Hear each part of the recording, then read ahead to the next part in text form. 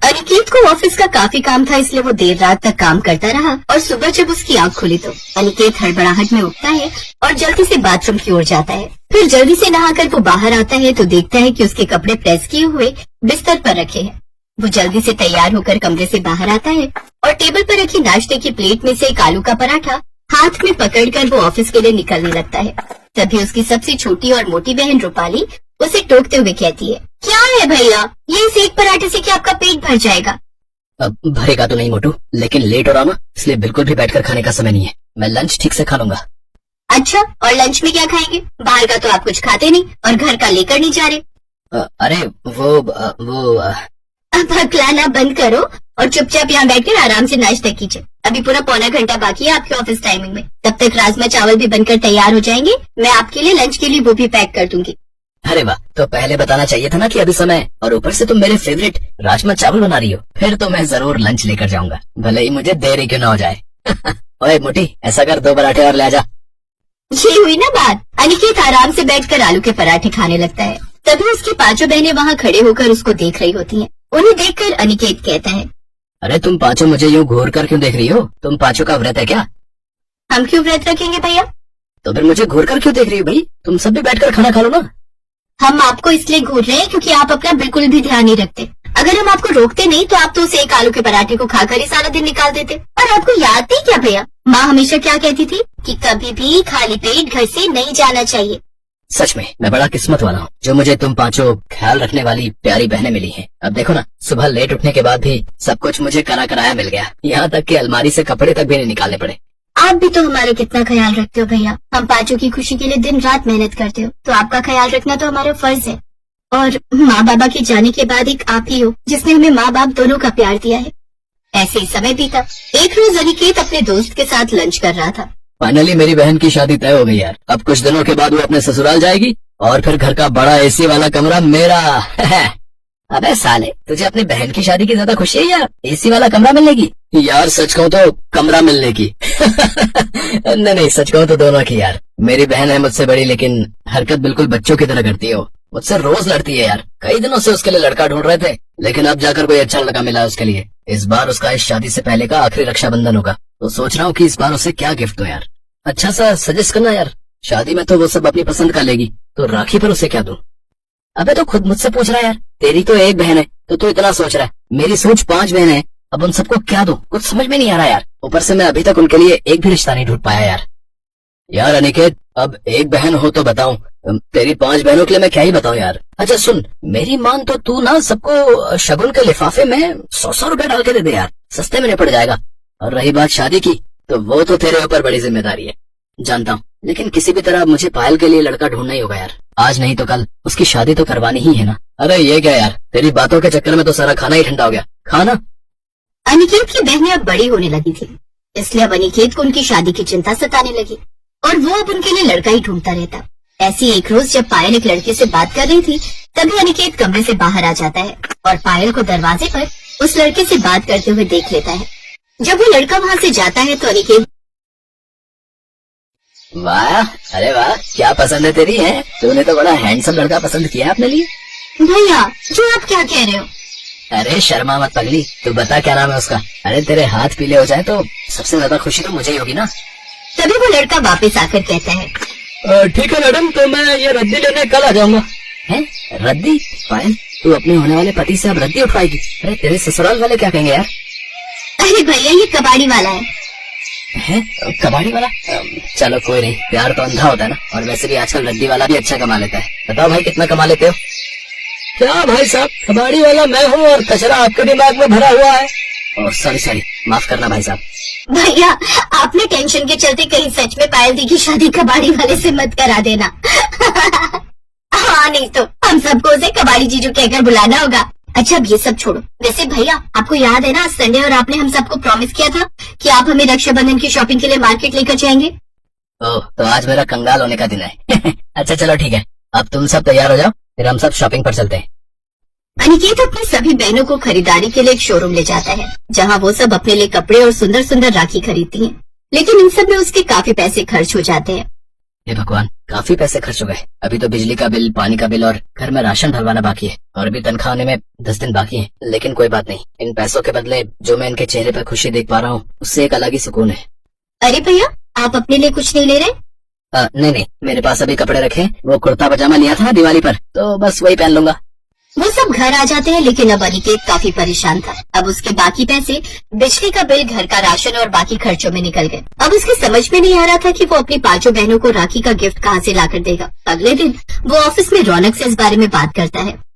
यार रौनक, वो मुझे कुछ पैसों की मदद चाहिए यार। साल में एक बार ये त्योहार आता ना, तो अपनी बहनों को कुछ नहीं दे पाऊंगा तो अच्छा नहीं लगेगा यार। माफ करना दोस्त, लेकिन तू तो जानता है ना, शादी वाला घर है तो पैसे कहीं ना कहीं खर्च हो जा रहे हैं यार। लेकिन उनकी ये सारी बातें रूपाली फोन पर सुन लेती है। दरअसल गलती से अनिकेत के हाथ उसका नंबर डायल हो गया होता है। अब वो समझ जाती है और अपने बहनों से इस बारे में बात करती है। और फिर अगले दिन अनिकेत, पैसों का इंतजाम हो गया है, ये ले रख ले। ऐसे ही राखी वाला दिन आ जाता है। फिर एक एक कर सभी अपने भाई की कलाई पर राखी बांधती हैं। आप जैसा भाई भगवान हर बहन को दे, जो अपनी बहनों को माँ बाप जैसा प्यार दे। हाँ भैया, ऊपर वाला आपको सारी खुशियाँ दे। तुम पांचों ही तो मेरी खुशी हो, तुम सब भी हमेशा खुश रहो। कुछ दिन बाद अनिकेत तनख्वाह आने पर रौनक को पैसे लौटाता है, तो रौनक उससे कहता है, अरे ये पैसे मुझे नहीं चाहिए भाई, क्योंकि ये मेरे पैसे है ही नहीं। ये तो मुझे तुम्हारी 5 बहनों ने दिए थे, जो उन्होंने अपनी पॉकेट मनी से जोड़े थे, ताकि तुम उनके लिए बिना परेशानी के तोहफे ले सको। और यार उन सब ने तो मुझे तुम्हें कुछ भी बताने से मना भी किया था। ये सुनकर अनिकेत की आंखों में आंसू आ गए और घर आकर उसने अपनी 5 बहनों को गले से लगा लिया।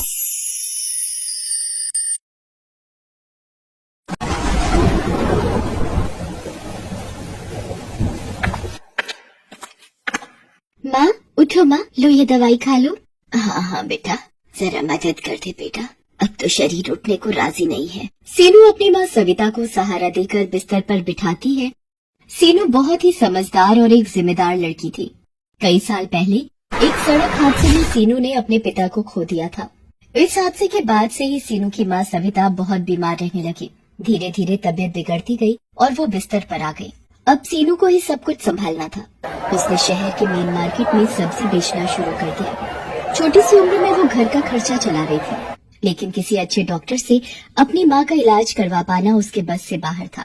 दवाई खाने के बाद सविता सीनू के सिर पर हाथ रखती है और कहती है, तूने कुछ खाया बेटा? हाँ माँ, खा लिया। तुम मेरी चिंता मत करो, बस आराम करो और सबसे जरूरी बात, खुश रहा करो। मैं बाजार जा रही हूँ, कोई भी परेशानी हो तो पड़ोस से बिमला मौसी को बुला लेना, ठीक है? सविता सीनू को एकटक देख रही थी और अचानक रोने लगी। सीनू ने उसके आंसू पोंछे और उससे पूछा, क्या हुआ माँ, क्या सोचने लगी तुम? मुझे माफ कर दे बेटा, इतनी सी उम्र में तुझे कितनी मेहनत करनी पड़ रही है और मैं सारा दिन बस बिस्तर पर ही पड़ी रहती हूँ। काश तेरा कोई भाई होता तो आज हमारी ये हालत ना होती। ये कैसी बातें कर रही हो माँ? तुम बीमार हो इसलिए कुछ नहीं कर पा रही हो, और मेरा भाई होता तो वो भी यही करता जो मैं कर रही हूँ। जो है सब अच्छा है, अब तुम आराम करो, मैं चलती हूँ और ज्यादा सोचना मत। इतना कहकर सीनू सब्जियों का ठेला लेकर बाजार की तरफ चली गई। उसने भले ही अपनी माँ को दिलासा दे दिया था, लेकिन सच तो ये था कि उसे भी किसी सहारे की जरूरत थी। एक भाई की कमी उसे भी महसूस होती थी, लेकिन हालात से समझौता करना सीनू को आता था। वो सब कुछ भूल कर सब्जी बेचने लगी। तभी वहाँ एक बाइक आकर रुकी। बाइक पर करीब 22-23 साल का लड़का था, जो बाइक रोककर किसी से फोन पर बात करने लगा। अरे कैसी बातें कर रहे हो, ऐसा बिल्कुल नहीं होना चाहिए। वो सारा सामान गरीब बच्चों के लिए है, उन तक ही पहुंचना चाहिए। तुम रुको, मैं आता हूँ जल्दी, फिर देखता हूँ। वो लड़का आदित्य था, जो एक सॉफ्टवेयर कंपनी में काम करता था, साथ ही एक समाज सेवी संस्था से भी जुड़ा था। सीनू ने उसे देखा तो उससे बोली, भैया, ओ भैया, कुछ सब्जी भाजी ले जाओ घर के लिए, सबकी सब एकदम ताजी है। नहीं गुड़िया, अभी घर नहीं जा रहा हूँ, कहीं और जाना है, फिर कभी ले जाऊंगा। आदित्य की बात सुनकर सीनू का चेहरा उतर जाता है। आदित्य जैसे ही जाने के लिए अपनी बाइक स्टार्ट करता है तो वो स्टार्ट नहीं होती। वो कई बार कोशिश करता है, लेकिन सब बेकार। उसे देर हो रही थी, अब वो परेशान होने लगा। ये देखकर सीनू ने उससे कहा, भैया जी, आपने मुझसे सब्जी नहीं खरीदी ना, तो देखो आपकी फटफटिया भी बुरा मान गई। लेकिन आप चिंता मत करो, आप 2 मिनट रुको, मैं किसी को जानती हूँ जो आपकी मदद कर सकता है। सीनू आदित्य को अपनी सब्जियों के पास छोड़कर चली गई। कुछ ही मिनटों में वो अपने साथ एक मैकेनिक को ले आई, जिसकी दुकान पास में ही थी। उसने आदित्य से कहा, लो भैया, ये हैं गाड़ियों के डॉक्टर, ये सब ठीक कर देंगे। आदित्य सीनू की बात पर मुस्कुरा देता है। मैकेनिक अपने काम पर लग जाता है। आदित्य सीनू से कहता है। गुड़िया तुम्हारा बहुत बहुत शुक्रिया, तुम मदद ना करती तो पता नहीं कितनी देर लग जाती। वैसे नाम क्या है तुम्हारा, और तुम्हारे पापा कहाँ हैं? मेरा नाम सीनू है और मेरे बाबा वो तो भगवान जी के पास चले गए कई साल पहले। ओह, और तुम्हारी माँ, और कौन है तुम्हारे घर में? बस माँ और मैं। माँ भी बहुत बीमार है, वो तो बिस्तर से उठ भी नहीं सकती। अरे तो तुम रोज यहाँ अकेले ही सब्जी बेचती हो, तुम्हारी मदद के लिए कोई नहीं है? नहीं भैया जी, कोई नहीं है मेरी मदद करने को।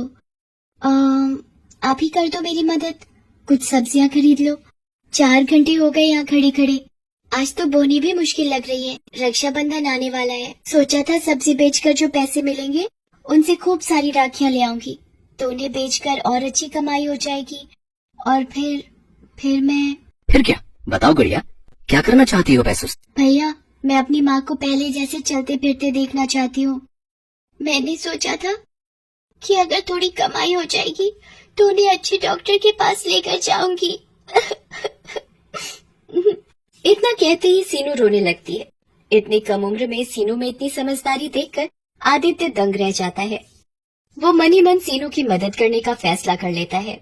वो सीनू की सब्जियों को अलट पलट कर देखता है और उससे कहता है, अरे मैं तो भूल ही गया था, मैं एक समाज सेवी संस्था से जुड़ा हूँ, वहाँ कल गरीब बच्चों को खाना खिलाने वाले, तुम रुको जरा 1 मिनट।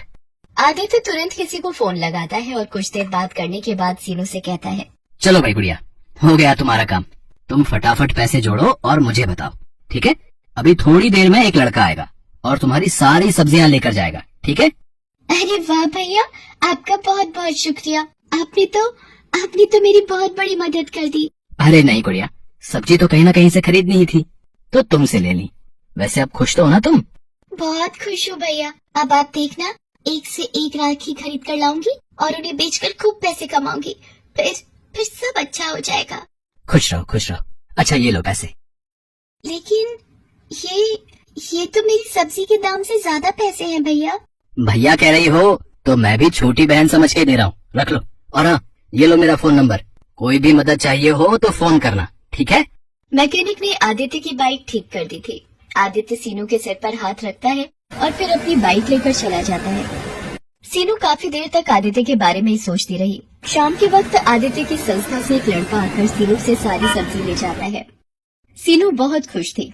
वो सारे पैसों से जाकर नए नए डिजाइन की राखियाँ खरीद लेती है और उन्हें अपने ठेले में सजाकर रक्षाबंधन से एक दिन पहले बाजार आ जाती है और जोर से चिल्लाती है, राखी ले लो राखी, गुड्डे वाली, फूल वाली, गोटे वाली राखी, सुंदर सुंदर राखी ले लो। सीनू कई घंटों तक ऐसे ही आवाज लगाती रहती है, पर कोई भी उससे राखी नहीं खरीद रहा था। दरअसल कुछ ही दूर राखियों की एक बड़ी सी दुकान थी, जहाँ सीनू से ज्यादा वैरायटी की राखियाँ थी, इसीलिए सभी लोग उसी दुकान से राखियाँ खरीद रहे थे। ये देखकर सीनू फिर से उदास हो गई थी। शाम हो गई पर उसकी एक भी राखी नहीं बिकी। वो अपनी राखियों के साथ घर पहुंची तो उसे उदास देखकर सविता ने पूछा, क्या हुआ सीनू, जाते हुए तो बड़ी खुश थी तू। क्या बताऊं माँ, पूरा दिन धूप में चिल्लाती रही पर किसी ने एक भी राखी नहीं खरीदी मुझसे। सब लोग उस रामलाल की दुकान पर ही जा रहे थे। कल रक्षाबंधन है, अगर कल भी मेरी राखियाँ नहीं बिकी तो क्या होगा माँ। हिम्मत मत हार बेटी, भगवान किसी को तो भेजेंगे। सीनू ने अपने सारे पैसे राखी खरीदने में लगा दिए थे। अब तो उसके पास बेचने के लिए सब्जियां भी नहीं थी और ना ही वापस सब्जी खरीदने के लिए पैसे। अगले दिन रक्षाबंधन था। वो सुबह सुबह ही अपनी राखियां लेकर बाजार पहुंच गए। एक दो लोगों ने आकर उसकी राखियां देखी जरूर, पर खरीदी नहीं। दोपहर हो गई थी। सीनू का सब्र टूटता जा रहा था। तभी उसने सामने से आदित्य को आते देखा। अरे भैया, आप कैसे हो आप? अरे गुड़िया, मैं अच्छा हूँ गुड़िया, तुम्हारी राखियाँ देखने आया हूँ और खरीदने भी। अच्छा तो लीजिए ना, ये देखिए, इस पर कितना प्यारा गुड्डा लगा है और ये फूल वाली अच्छी है ना। सीनू खुश दिखने की कोशिश तो कर रही थी, पर आदित्य उसका चेहरा देखकर सब समझ गया था। उसने आते हुए राखियों की दुकान और उसमें लगी भीड़ भी देख ली थी और उसे समझने में देर नहीं लगी कि सीनू के लिए अपनी राखियाँ बेच पाना कितना मुश्किल था। उसने सीनू से कहा, गुड़िया तुम बहुत छोटी हो, इतनी सी उम्र में तुम में जो हौसला है उसकी जितनी तारीफ की जाए वो कम है। लेकिन बेटा ऐसे काम नहीं चलेगा, तुम्हें कुछ और सोचना होगा। मतलब भैया मैं कुछ समझी नहीं। आदित्य उसकी तरफ देखकर मुस्कुराता है और अपनी बाइक साइड में लगाकर सीनू की जगह जाकर खड़ा हो जाता है। और जोर जोर से चिल्लाने लगता है। ले लो किस्मत वाली राखी ले लो। इसे खरीदोगे तो किस्मत खुल जाएगी, हर मुश्किल दूर भाग जाएगी। जिस भाई की कलाई पर बंधेगी ये राखी, उसकी उम्र 100 साल की हो जाएगी। ले लो ले लो ले लो। आदित्य की पर्सनैलिटी बहुत अच्छी थी। लोग उसे राखियां बेचते हुए देखकर पहले ही चौंक गए थे। ले लो। ऊपर से आदित्य का उनको बुलाने का तरीका भी मजेदार था। धीरे धीरे लोग उसके पास आते गए। सीनू ने राखियां बेचती गई और आदित्य इसी तरह मजेदार बातें करके लोगों को आकर्षित करता गया। कुछ ही देर में सीनू की सारी राखियां बिक गई। ये देखकर आदित्य बहुत खुश हुआ। उसने सीनू से कहा, देखा गुड़िया, ऐसे बेचते हैं सामान। सारी राखियां बिक गई तुम्हारी? नहीं भैया, सारी नहीं बिकी। मैंने एक राखी बचा कर रखी है।